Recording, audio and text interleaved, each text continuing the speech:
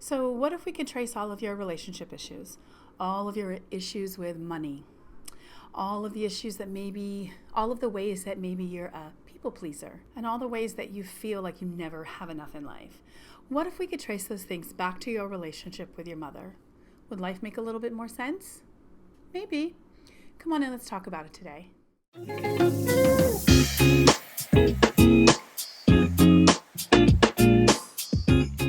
So hello again, I'm Rochelle, and welcome back to my YouTube channel. I made a fun video about the 5 myths of hypnosis, and my last video I talked about how and why I am a metaphysical minister, and this week and moving forward I thought that I would step into the work that I do and talk a little bit more about that so that you understand what I do.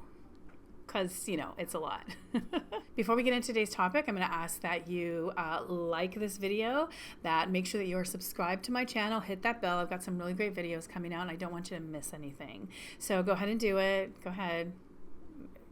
Awesome. Now we're connected. Well, I guide emotionally conscious women as they connect the dots in their life from their mother wound to issues in their relationships, their finances, their friendships, their career, their fertility, their parenting, and I guide them through a healing process that breaks generational cycles of pain between mothers and daughters. So maybe you're saying, what does all this mean? So I thought it'd be helpful to talk about what a mother wound is and share with you 5 ways that a mother wound may manifest in your life. So what is a mother wound? So our first love relationship is with our biological mother. It's the first love that we will ever feel. It's our earliest understanding of trust and commitment. It's our first understanding of connection. It's the first time that we feel supported or abandoned. And it's how we learn to bond with others. It's how we learn about boundaries or the lack of them. And so when this relationship is imbalanced, it creates a mother wound. And if it's left unhealed, it can deeply and subconsciously affect your relationships, your career, your finances, your ability to have children, your fertility, and the way that you parent your own children. So how do you know if you have a mother wound? Before we get into that, though, I want to make 2 points. The first point is that this is not about blaming mom. This is not about blaming mom. This is about connecting the dots from the issues into your life to their root so that we can find a resolution for you. And what we often find is that the root goes back generations. It goes back well before mom. And so this work gives us really a systemic view of your family. And so while mom is the entry point to the family, she's the one that birthed you, she's not always the one to hold all the blame for what's going on in your life. And I know that, we joke about in therapy, we talk about, oh, I'm just going to blame my mom for everything. That's not what we're doing here. What we want to do really is look at the problem from a systemic view, connect it back to its roots, and then find whatever resolution works best for you. Because maybe it was the way that mom was parented. Maybe it was the way that grandma was parented. It's not personal as much as it is systemic. And really this work gives you a bird's eye view into your family. And so the goal here is never to blame. The goal here is to find a resolution so that we can find restoration. And this work honestly can be done whether our mom is still with us or whether she's with us in spirit. She doesn't have to physically be here because this work really is about you and how you hold mom in your heart, and it has nothing to do with the way that your relationship with your mom outwardly manifests. This is about you. This is about your healing and where you go from here. And number 2, I want you to pay close attention to what happens in your body as we move through these. Many of our issues, they don't sit in our brain, they sit in our body. So this is especially true if you experience any type of childhood trauma or abuse. Those memories sit in your body. So I wrote a post about how important body awareness is in all of this work. I will post a link down in the notes so that you can take a look at it. Your body in this process is super important. Being body aware is very important. And it allows you to see where emotions have settled into your body. So I'm also going to do a video on this. So when I do that video, I'll post that link in here so that you can go and watch that as well. I think that's the next one that I'm going to do. If you feel especially connected to something that I say here, ask yourself, what am I feeling? Where in my body am I drawn to? And it may give you a clue as to where that emotion that is connected to what I'm talking about, or that trigger, may be stored in your body. And that's going to be super important as we move through these videos and teach you how to move some of those emotions out of your body. Okay, let's get into the 5 signs that you may be carrying a mother wound. Sign number 1, mom was my best friend. I can't tell you how many times I've heard that from clients, but when we dig a little bit deeper, what we find is that while mom absolutely loved you, absolutely treasured you, you were the apple of her eye, right? You guys were very close. You shared everything. She was your best friend. You were her best friend. But sometimes that love may have been too close. Maybe it was a little suffocating to you. And maybe it was keeping you so close that you really had a hard time flying on your own. So you have separation anxiety. And you were her best friend, right? Who wouldn't want to be mom's best friend, especially if she's a good, cool mom? When you really, though, should have just been a kid. So if this is your experience, you may have a hard time defining what is yours and what is mom's. So you might have a hard time defining boundaries in space. It may be a challenge for you to clearly define what thoughts belong to you and what thoughts belong to your mom. What are your ideas and what are mom's ideas? Sometimes they cross, they actually meld together, they merge together. And if that's the case, how has this followed you into other areas of your life? Perhaps you even feel guilty for feeling this way because, of course, you had a great mom. I mean, why would you feel like you had a mother wound when you had such a great relationship with her?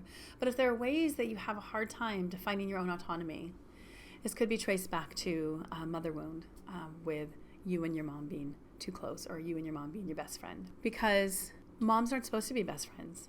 Moms are supposed to be moms. And there's a very clear role that moms have in your life. And there's a very clear role that you have as daughter. And you shouldn't be friends.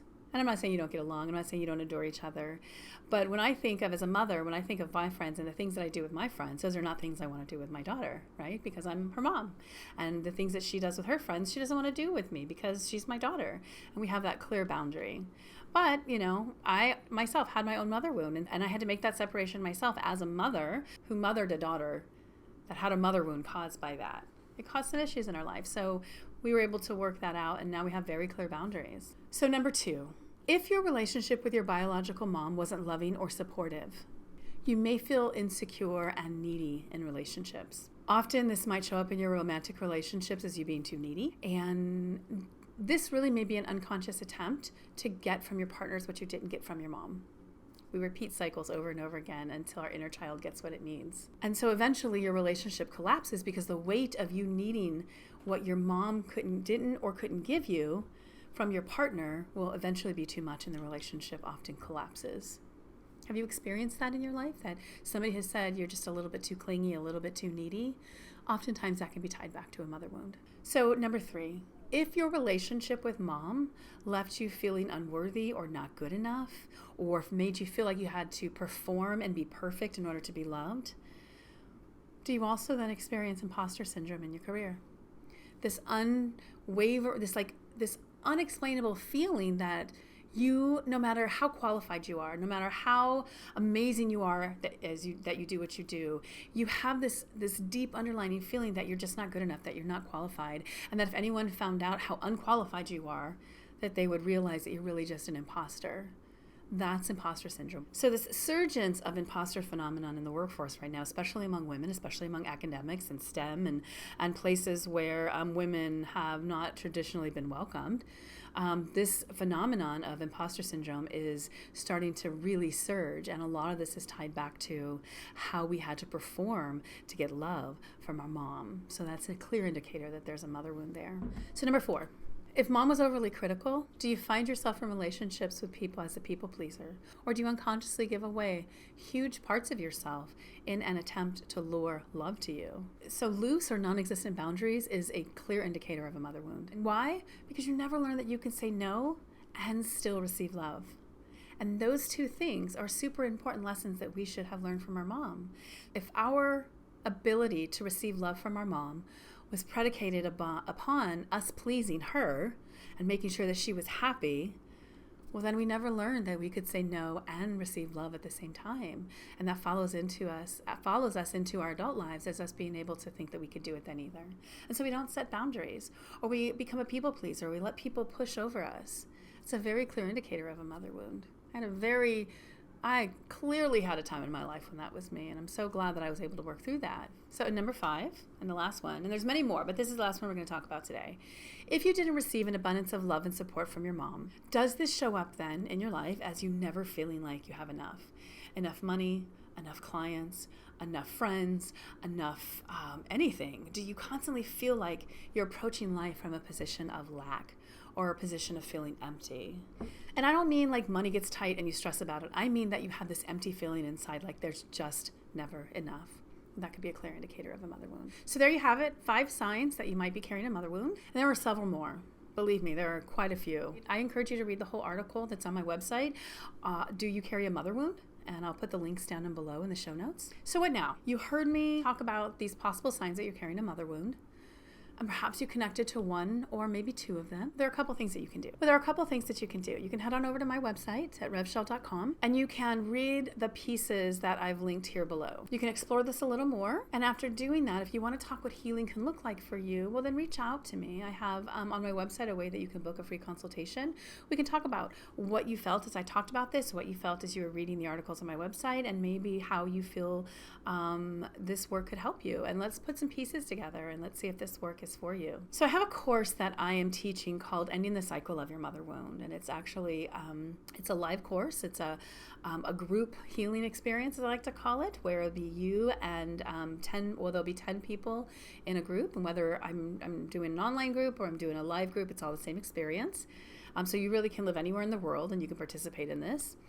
But in that course, I use my personal tools to get to the energetic and emotional root of your mother wound. We can identify the path between your mother wound and your failed relationships in life. We're going to learn how your mother wound may be affecting your fertility or the subconscious ways that our body often blocks pregnancy because of emotional stuff that we've got going on. The big part of this is that we identify, we release, and we grieve, and then move forward from the mother and the childhood that you'll never have. That's a big part of this, is actually look at what you didn't get and be able to put that away, to grieve it, to move it out of our body, and then be free to move forward. And part of that work is to learn how to love, nurture, and heal your inner child, that little girl in you that still is connected to the things that you didn't get as a child.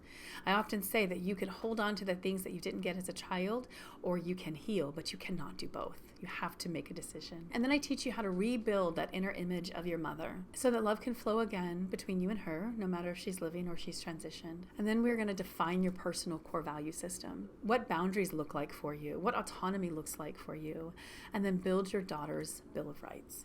So if you're interested, the link is below. I would love to hear from you. This is amazing work. So my next 4 videos, we're going to start to dive deeper into the tools that I use, because identifying what the issues are one thing, but then okay, so how do we deal with them? And I have 3 specific tools that I use. I teach family mapping. So that's the part of the work where we get to the systemic view of your family, and we're able to see how what you're experiencing in your life right now has manifested up your family tree. And that's going to give you a really good bird's eye view into where the origin of this issue in your life really might be coming from. And it's a powerful shift for you to take what you are feeling on the inside and being able to see it through the family system. All of a sudden, it doesn't feel so heavy, and all of a sudden, you don't feel so alone.